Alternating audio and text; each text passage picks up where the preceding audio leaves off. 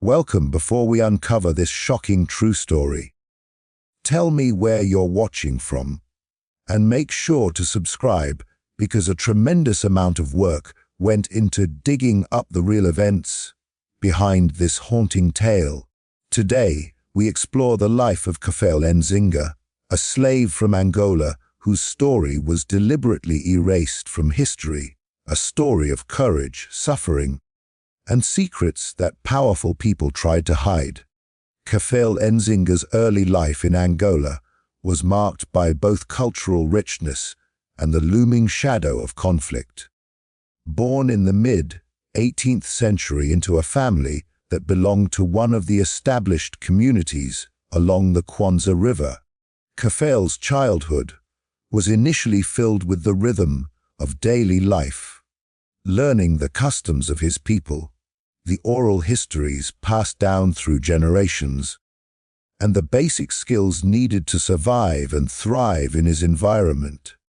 From a young age, he was taught how to fish along the riverbanks, tend small plots of crops, and understand the intricate network of trade and community relationships that defined the region. His family, though not wealthy, was respected locally, and Kafele grew up surrounded by relatives who emphasized the importance of strength, intelligence, and resilience. However, even in his early years, Kafele would witness the first signs of the dangers that hung over his community. The interior of Angola, though rich in culture, was increasingly entangled in the networks of the slave trade, with local rulers sometimes complicit in capturing people to sell to European traders. Villages were vulnerable to raids, and families lived with a constant fear that one night could change everything. Kafele, as a boy, often heard whispers of neighboring villages being attacked, of men dragged away under the cover of darkness, and of ships anchored along the coast, waiting to carry captives across the ocean. These stories, frightening though they were, became a part of his understanding of the world and instilled in him an early sense of caution and the need to survive. Kafele's education, such as it was also shaped by oral traditions and the community's spiritual practices. Elders taught him about the spirits of his ancestors, the balance between humans and nature, and the importance of remembering one's lineage. Songs and stories, especially those detailing past leaders and warriors, became part of his moral and social education, teaching him about courage, loyalty, and cunning. It was within this framework that Kafele developed a keen awareness of human behavior and the dynamics of power, knowledge that would later prove critical in his survival during the horrors of enslavement. Despite the looming dangers, his early years also contained moments of innocence and joy. Kafele played games with other children along the riverbanks, learned traditional dances and songs, and took pride in the small achievements of his growing body and mind.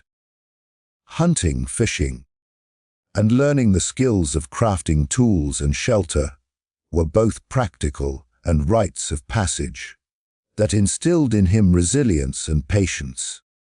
His connection to the land, to his community, and to the rhythms of nature gave him a foundation of endurance and adaptability, traits that would later make him remarkable in ways that those who enslaved him could never have imagined.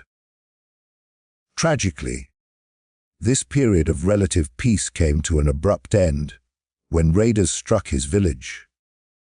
Captured alongside family members and neighbors, Kafele's life was violently torn from everything he knew.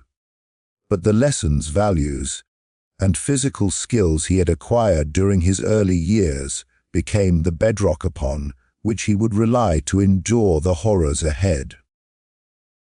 Even in the darkest moments, the memory of home, of his people's teachings, and of his own innate strength provided a flicker of hope, a reminder that he had once belonged to a world that valued his life and his spirit, a world that he carried within himself, even as he faced the unimaginable journey into slavery. Kafele Nzinga's early life was therefore not just a simple childhood in Angola. It was the forging of a young man who would need every skill, every lesson, and every ounce of courage to survive a world determined to erase him.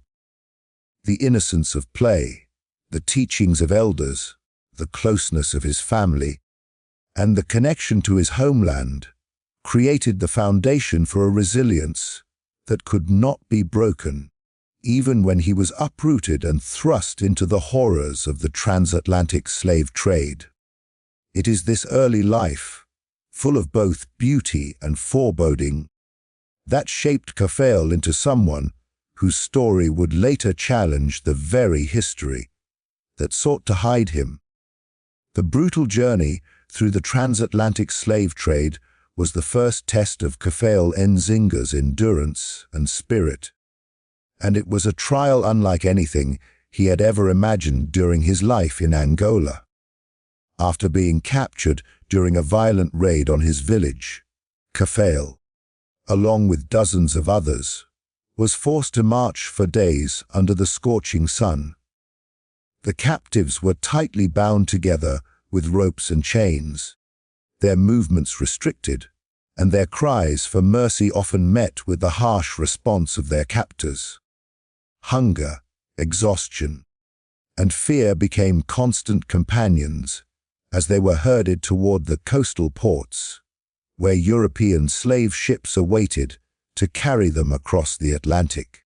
The air was thick with the stench of sweat, blood, and fear, and many of the prisoners fell along the route, too weak to continue, only to be abandoned or executed. When Kafele finally arrived at the port, the horror intensified. The ships, often called floating prisons, were packed far beyond capacity, with hundreds of captives confined to spaces so cramped that sitting or lying down comfortably was impossible. Disease spread rapidly in the stifling, humid air below deck. Dysentery, smallpox, and other illnesses were rampant, and many died within days of boarding. The sound of moaning, the cries of terrified children, and the wails of families torn apart created a nightmarish symphony that seemed to have no end. Yet amidst this unimaginable suffering, Kafele's physical strength, resilience, and mental awareness allowed him to survive when others around him succumbed. The journey across the Atlantic, known as the Middle Passage, was not just physically torturous, but psychologically devastating. Captives were treated as cargo rather than human beings. They were subjected to brutal punishments, often for the smallest perceived infractions, a cry, a refusal to eat, or simply being too weak to comply with orders.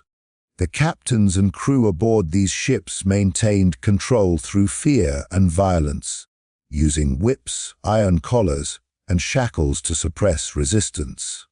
Kafele witnessed daily executions, men and women thrown overboard, and infants suffocated in the hold or given as disposable sacrifices.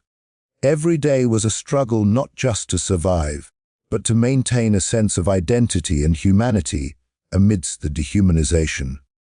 Despite the horror, Kafele's early upbringing in Angola had equipped him with survival skills that proved vital. He remembered the teachings of elders, the importance of observing human behavior, and the lessons in patience and cunning learned while living close to the river and the wilderness.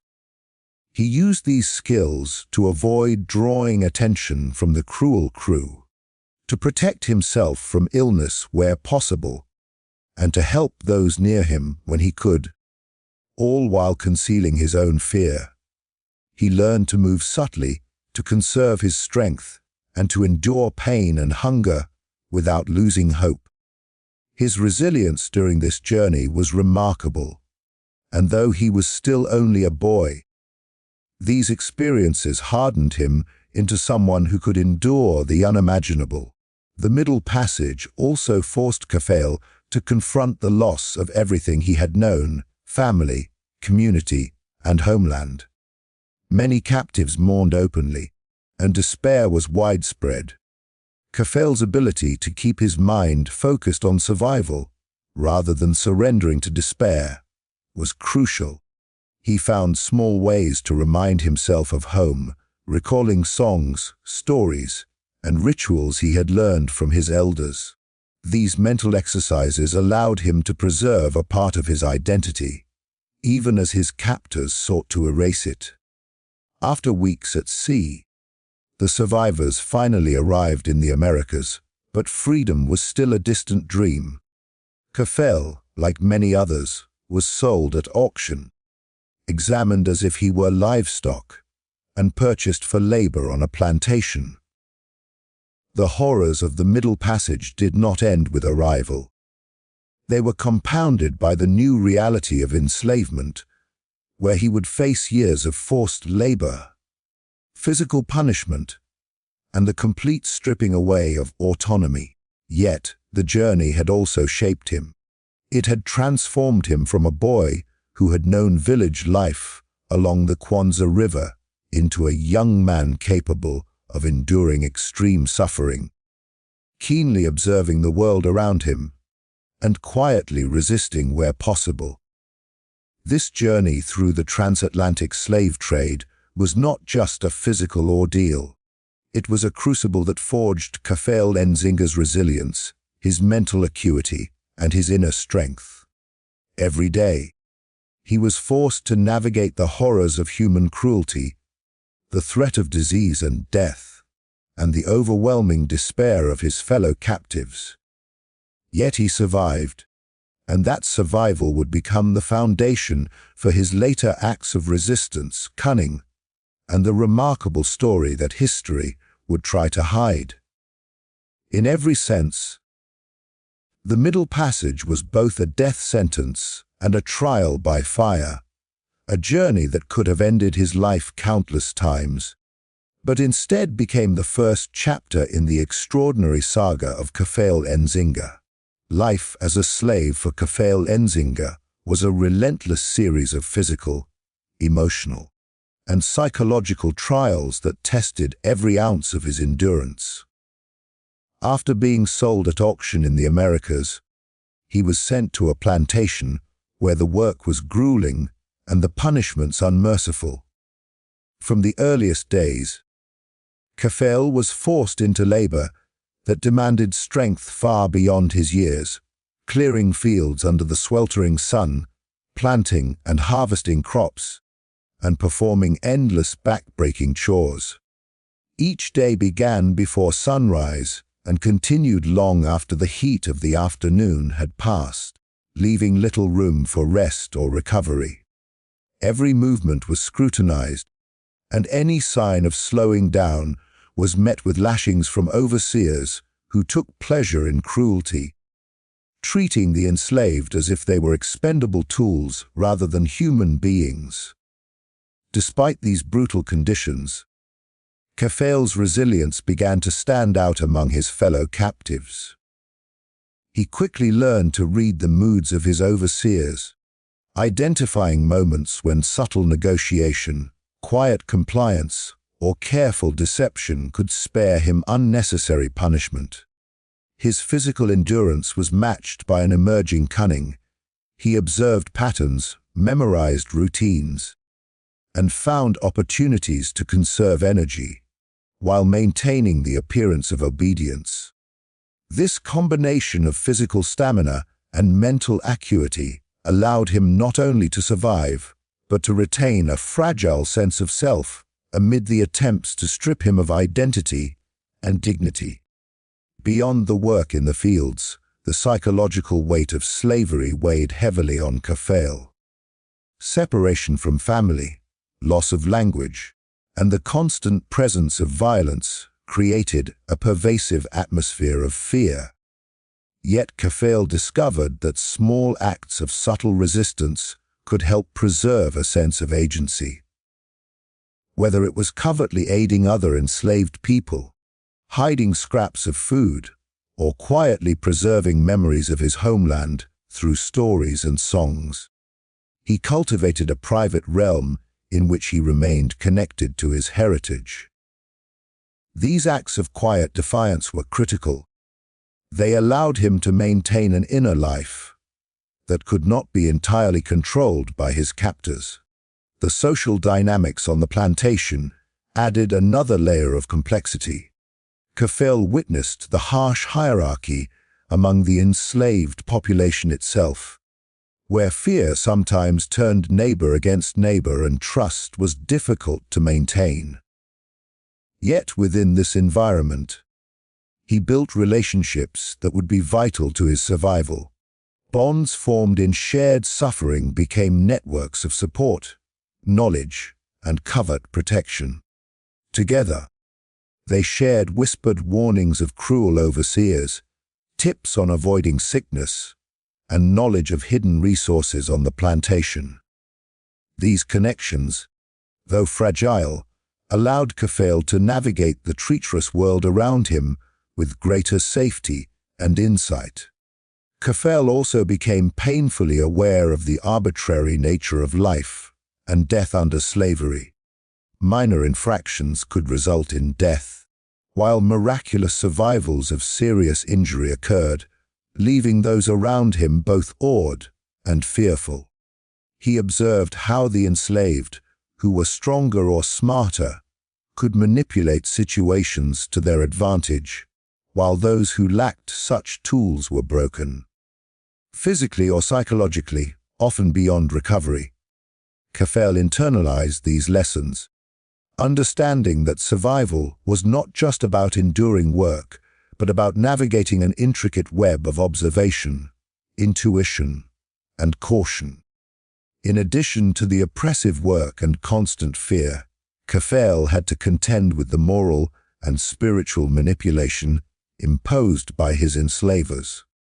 Christian teachings were often used as a tool of control, instilling guilt, fear, or submission while denying the enslaved the same spiritual agency as their masters.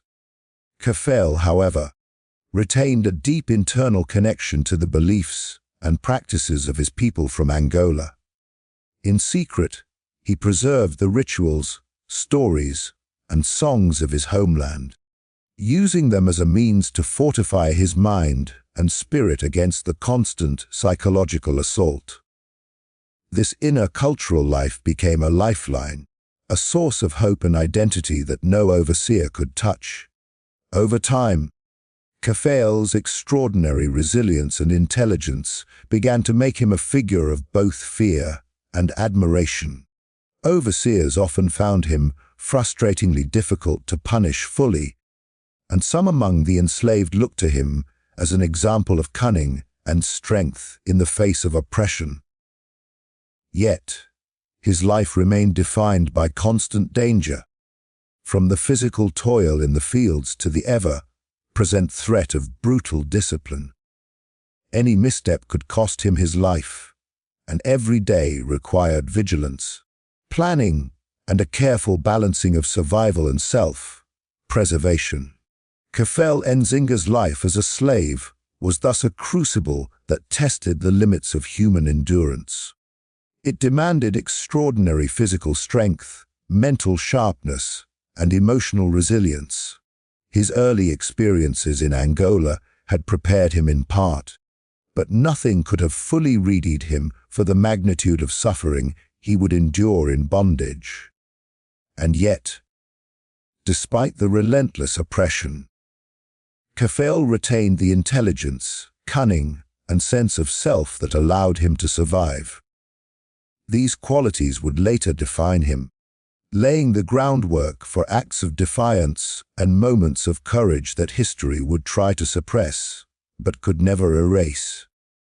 Ultimately, the life of Kafele Nzinga as a slave was a testament to human endurance in its rawest form, a combination of physical survival, mental strategy, and spiritual resilience that allowed a young man ripped from his homeland to endure cruelty that would have broken most, and to emerge with a story that would challenge history and the attempts to hide the truth of his life. Acts of resistance and moments where Kafele Nzinga defied his oppressors were crucial in shaping both his survival and the legend that would grow around his life. Even under the most oppressive conditions of plantation slavery, Kafele refused to be entirely subdued. Early on, he realized that survival depended not only on physical endurance, but also on mental cunning and the ability to exploit small opportunities for subversion without drawing lethal attention. In a world where every movement was monitored and every word could be punished, Kafele learned to navigate a fine line between obedience and subtle defiance, mastering the art of resistance that left his enslavers frustrated and unsettled. One of the first notable acts of resistance occurred while he was assigned to the fields. Kafele noticed that overseers often became distracted at certain times of day or during repetitive labor tasks. Using this knowledge, he began to slow the pace of work in small ways, diverting attention from others who were weaker or ill. He would discreetly share tips with other enslaved individuals, such as hiding small tools to reduce punishment, conserving energy in hidden pockets of shade, or subtly moving objects to cause minor errors that frustrated overseers without provoking extreme retaliation. These acts were minor, yet they required sharp observation and risked his life if discovered. Kafele's cunning extended beyond physical acts of defiance. He carefully observed the hierarchy among the enslaved and identified patterns in the behaviors of both captives and captors. He used this knowledge to protect himself and others, mediating conflicts in ways that minimized attention and risk. For instance, he sometimes took blame for minor mishaps he did not commit, using the act strategically to earn a reputation as clever but non-threatening, which often shielded others from harsher punishment. These manipulations required both foresight and courage, and they earned him the respect of his peers, while sowing unease among the overseers who could not predict or control him. There were also moments where Kafele's defiance became more overt. On one occasion, he reportedly sabotaged a crucial component of the plantation's irrigation system, delaying the overseer's work and buying the enslaved people extra time to rest or gather scarce resources. Although the act was dangerous, the careful timing and subtlety with which it was executed ensured that blame was never traced to him. In another instance, he organized a clandestine gathering where enslaved people shared knowledge of natural remedies and techniques to survive injury or illness. Such gatherings were forbidden and could result in severe punishment. Yet Kafele understood that knowledge was power, and that empowerment was itself a form of resistance. Kafele's spiritual and cultural practices were also a form of defiance. Despite the constant pressure to adopt the beliefs imposed by his enslavers, he secretly preserved and passed on the rituals, stories, and songs of his homeland in Angola. These practices nurtured a sense of identity and solidarity among the enslaved, providing them with inner strength to endure and resist.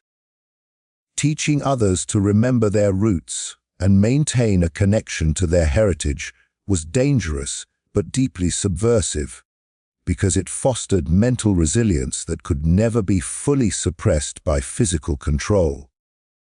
Over time, these small acts of defiance coalesced into a reputation that preceded him. Overseers found Kafele difficult to control, often remarking on his uncanny ability to survive punishments. escape detection, and influence events without leaving evidence. His resilience and cunning created fear among those who sought total domination and admiration among those who suffered under it. Even his fellow captives began to see him as a figure of hope, proof that the human spirit could endure and resist even the most brutal oppression. Kafele's defiance also extended to moments of direct confrontation. Although rare and carefully executed, he occasionally resisted physically when faced with extreme danger, using his knowledge of the terrain, timing, and human behavior to avoid fatal repercussions. These acts were not mere rebellion, they were survival strategies, executed with precision to ensure his continued life and the possibility of long-term resistance. Ultimately, Kafele Nzinga's acts of resistance were a combination of intelligence, courage, and calculated risk. They were not always dramatic or violent, but they were profoundly significant. Each subtle defiance, each small sabotage, each hidden teaching, and each preservation of culture represented a refusal to be wholly subjugated. These moments defined him, preserved his humanity, and ensured that even in a system designed to erase identity and crush spirit, he could assert his existence and influence the world around him.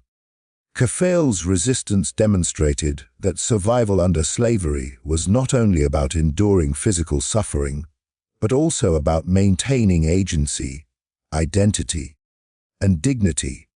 Through careful observation, cunning, and courage, he managed to defy those who sought to break him, leaving a legacy of resilience and subtle rebellion that history tried to hide, but could never fully erase. These acts of defiance were the foundation of the remarkable story that would later emerge, revealing a man who, despite being enslaved, retained the power to influence, survive, and inspire. How Kafele Nzinga's story was suppressed, and the efforts to keep it hidden from history, is a chilling reminder of how the lives of enslaved individuals were systematically erased. After surviving the horrors of capture, the Middle Passage, and life as a slave, Kafele became more than just a survivor. He became a symbol of defiance, resilience, and intelligence in a world designed to deny him humanity. Yet, his remarkable story rarely appeared in written records. Plantation owners, historians, and officials often ignored, minimized, or deliberately destroyed evidence of enslaved people who displayed extraordinary agency, particularly when their actions challenged the narratives that justified slavery. Kafele's defiance, cunning, and survival did not fit the image of obedient, subservient enslaved people that the system relied upon to legitimize itself. Contemporary accounts of Kafele were scarce and often scattered in oral histories, letters, or reports written by Europeans who had little interest in fully documenting the reality of his life.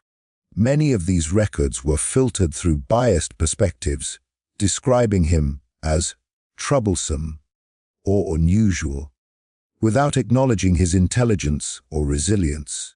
Plantation records frequently listed enslaved individuals as mere property, noting age, health, and labor output, while ignoring their personal histories, cultural knowledge, or acts of resistance. Any documentation that might have captured Kafele's true story, his ability to survive, his acts of defiance, and his leadership among fellow enslaved people, was either never recorded or intentionally omitted.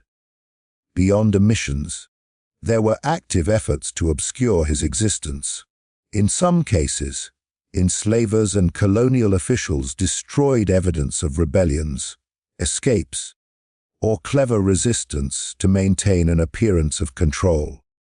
Stories that circulated orally within communities of enslaved and freed people were considered dangerous if they revealed methods of defiance or the humanity of individuals like Kafele. Over time, these efforts led to a systematic erasure. What was once living memory became myth, rumor, or complete silence.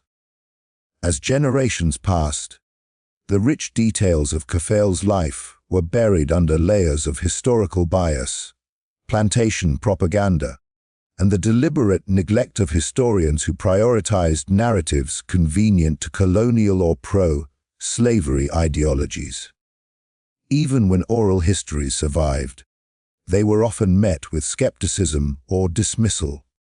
Descendants of enslaved people passed down tales of Kafele's bravery, intelligence, and survival strategies. But these stories were considered anecdotal or folkloric by the wider historical community. Researchers and writers who attempted to highlight his story had to navigate incomplete, fragmented sources and reconcile conflicting accounts, making it difficult to present a coherent narrative. The act of preserving his story required piecing together fragments from letters, plantation logs, and oral accounts, each filtered through decades of bias and neglect. The suppression of Kafele Nzinga's story also reflects a broader pattern in the history of slavery, where the achievements and resilience of enslaved people were deliberately minimized to reinforce narratives of domination and obedience. Kafele's intelligence, cunning, and ability to survive extreme hardship threatened the illusion that enslaved people were passive or powerless. By erasing or silencing his story, those in power could continue to portray slavery as orderly, manageable, and morally justified, while simultaneously stripping Kafele and others like him of recognition for their agency and humanity.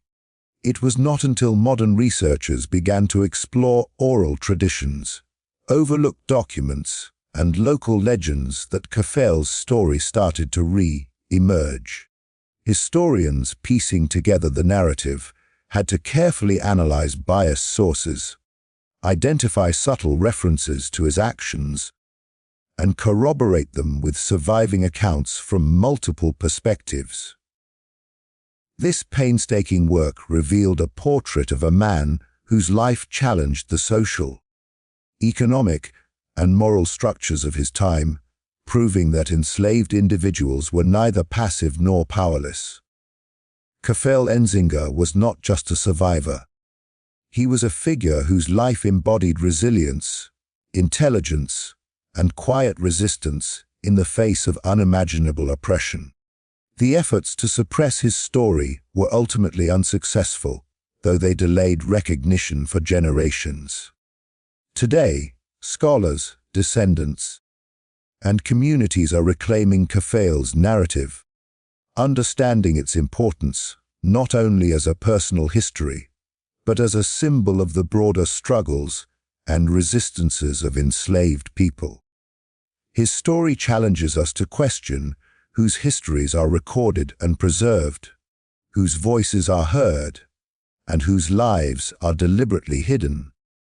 It stands as a testament to the resilience of human memory, the power of oral tradition, and the enduring need to confront the silences imposed by oppression. In this way, Kafele Nzinga's suppressed story is both a warning and a triumph. It illustrates the lengths to which systems of power will go to hide truths that challenge their authority. But it also shows how determination, memory, and historical research can reclaim lost narratives.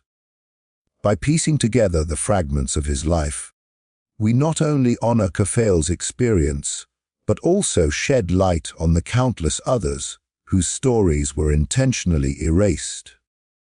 Despite the efforts to keep him hidden, Kafele Nzinga's life survives, a testament to survival, defiance, and the enduring strength of the human spirit.